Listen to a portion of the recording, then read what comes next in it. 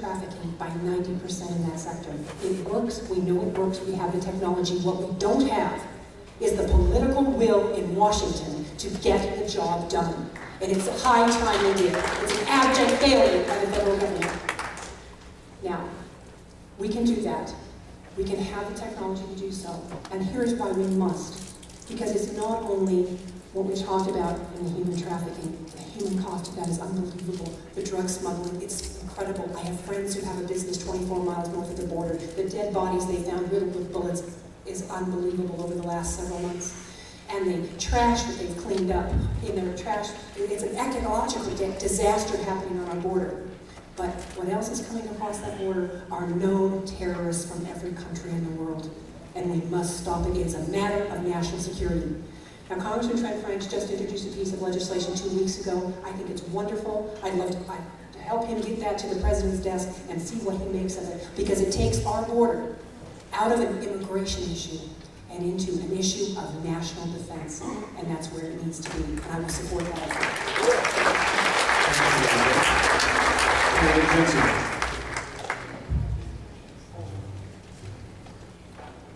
Again, my name is John Jensen, and most people know me when I work in different places. I don't just want it half done. I like to see things get done.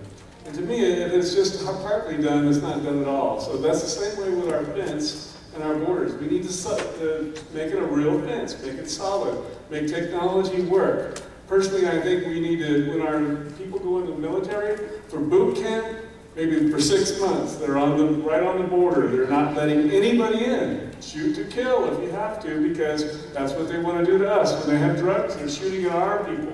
So again, it's, don't just say it, do it. And that's what we need. For kids that are born here, we've heard some stuff recently about even the spies. We're worried about, are we going to hurt the poor kid that was here, their family was a Russian spy.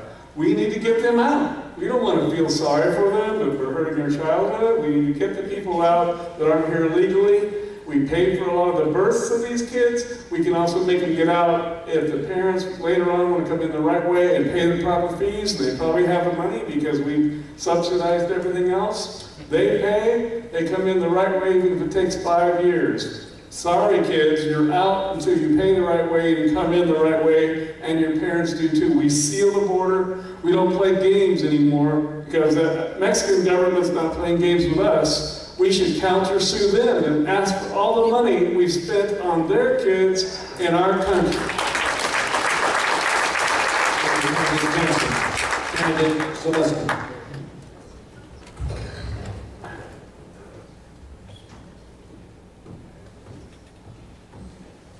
Hi, remember I'm the economist, sort of a nerdy guy with simple solutions here. I haven't heard too much here, but anchor babies, no. They're not citizens. Number one, we need to look at the example of Israel. The West Bank was the most violent place on earth. Killing Jews and Christians and Muslims there was a sport. No one wanted them to secure the border. No one wanted them to secure the border. UN, Clinton, everyone was opposed to it. They did it. Israel's economy is half the size of California. 428-mile border, they did it. Multiple layer barrier. Okay, they have a tank barrier, they got 25 meters of sand, they got an electric fence. You don't want to get caught in between the two. They don't offer you Kool-Aid. Okay? Yes, secure the border is absolute. We also need to enhance legal immigration and provide a pathway. I've got a 6-point plan on my website that shows simple ways of gaining citizenship. They have to pay taxes. First of all, we got to identify them. They have to pay taxes. And then we have to monitor them. They have to swear an oath. And if they behave themselves after 5 years, then they get the privilege and honor of being an American. Okay? Dr. Ariel Cohen of the Heritage Foundation is endorsing me because I'm a national security expert. And Ms. Hay is right. It is a national security matter. Joe Arpaio has 800 terrorists in his jail from Yemen, Afghanistan, and Iraq. Didn't know that. It's not in the news.